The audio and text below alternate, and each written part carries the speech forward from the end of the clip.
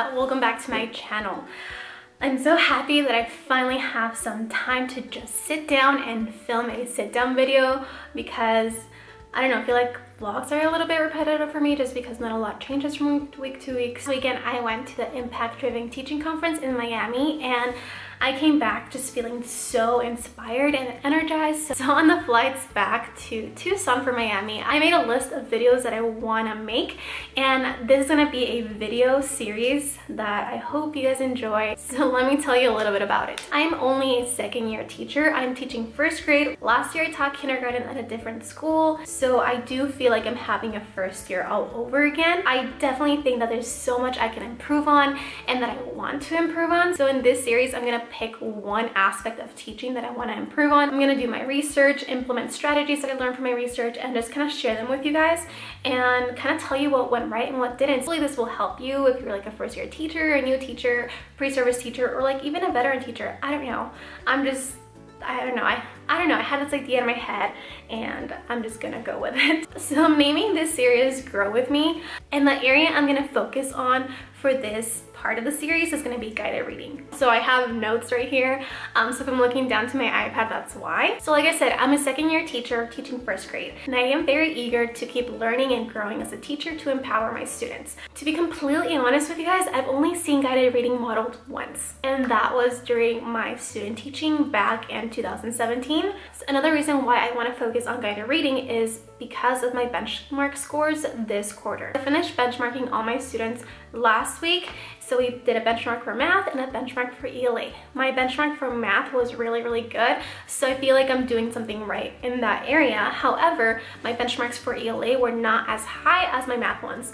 Now, I'm not saying that they completely bombed it, but there are some standards that my students kind of missed the mark on, or just can do better overall. And those are standards based around reading, so answering questions, knowing key details about stories, using illustrations to tell more about the story. A list of standards right here that I want to focus and develop through guided reading. So that is why I chose guided reading. Now let's talk about what I have been doing for guided reading in my classroom this year, and I'll also talk a little bit about what I did last year since I taught kindergarten. Actually, I'll start with that. So last year in kindergarten, my guided reading or small group work for ELA was very much centered around sight words and just like CVC words and stuff like that. So last year for kindergarten, I used Simply Kinder's sight word readers that look like this. I'll also have a link down below.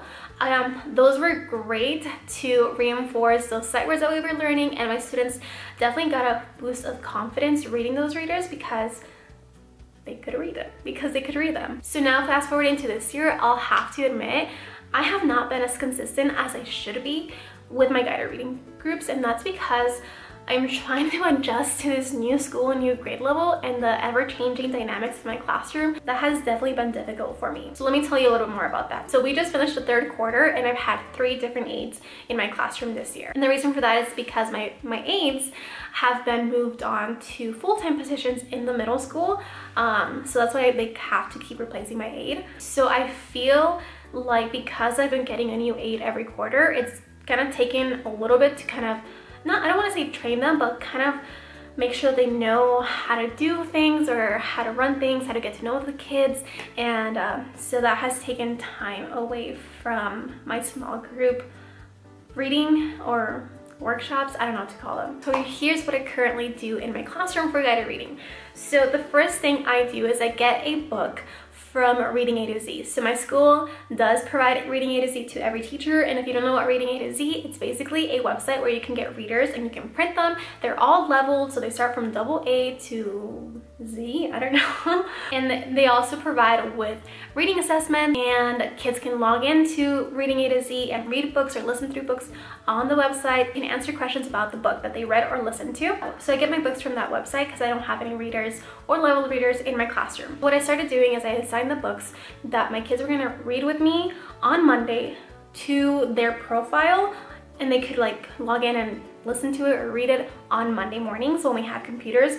That way by the time they got to me, they were a little bit familiar with the book. So they were familiar with some words and stuff like that.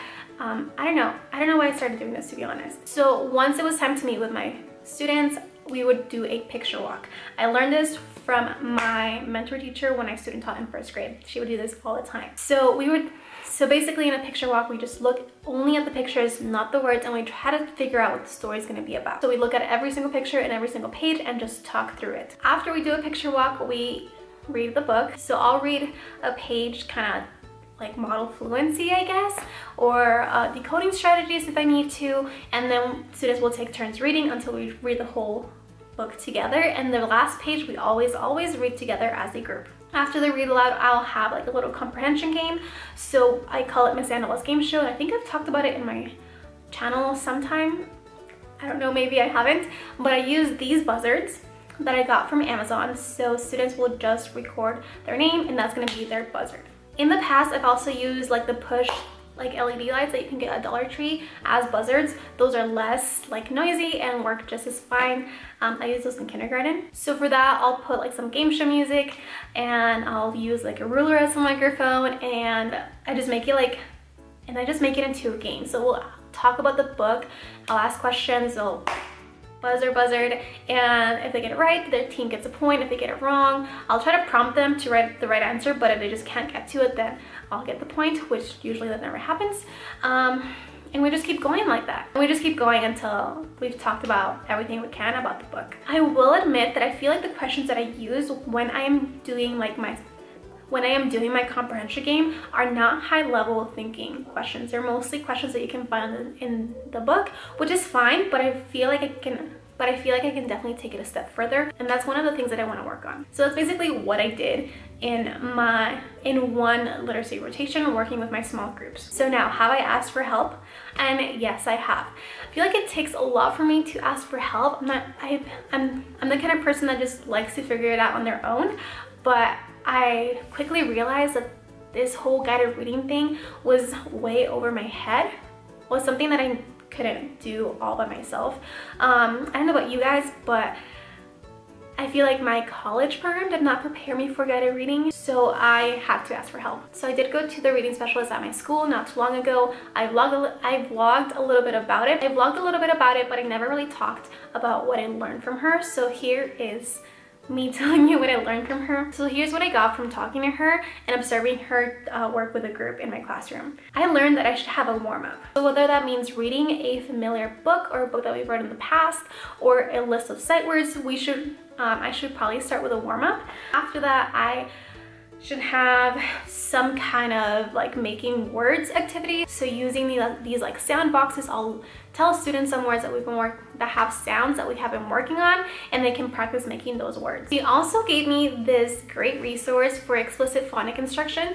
I forgot what the website is off the top of my head, but I know I can find it if I go online, and it's this website right here. This website gives you like really detailed lesson plans that you can do with your students, and they all focus on different things. Something else that I learned from my reading specialist that I wasn't doing before is writing about what we read.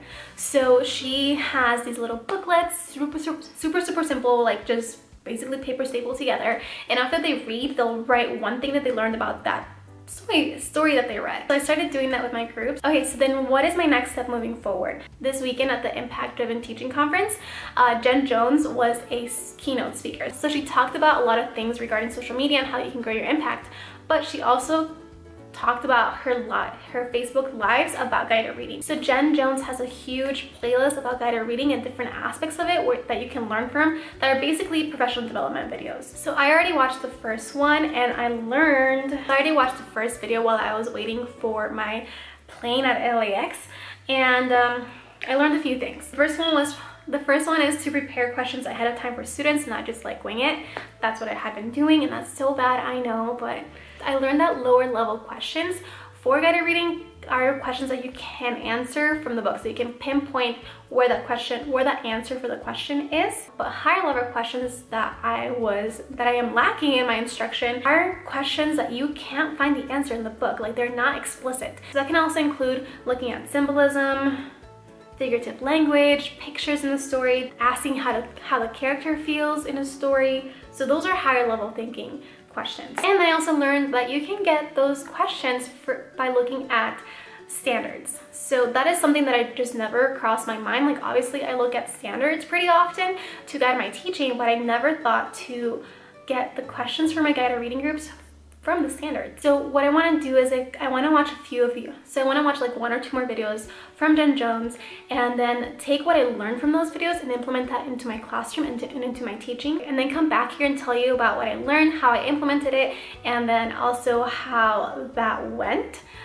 So hopefully that can help you guys. I'll have a link down below where you can find those videos, and I actually think I'm going to watch the next 2 videos. So by the time I come back here and sit down and film another video, I will have watched the first 3 videos. So if you want to do that too, and then we can talk about it in the comments, that'd be awesome. But yeah, that's it for today's video, and that's basically what I want to do with this series. So maybe as time goes on, I can focus on other skills that I want to improve on as a teacher. Again, I don't know how helpful this is going to be to you guys. At the very least, I hope this is helpful for at least one other person other than myself. But yeah, that is it for today's video. I hope you guys enjoyed it, and if you did, please give this video a thumbs up. Don't forget to subscribe if you haven't already, and I will see you guys in my next video. Bye.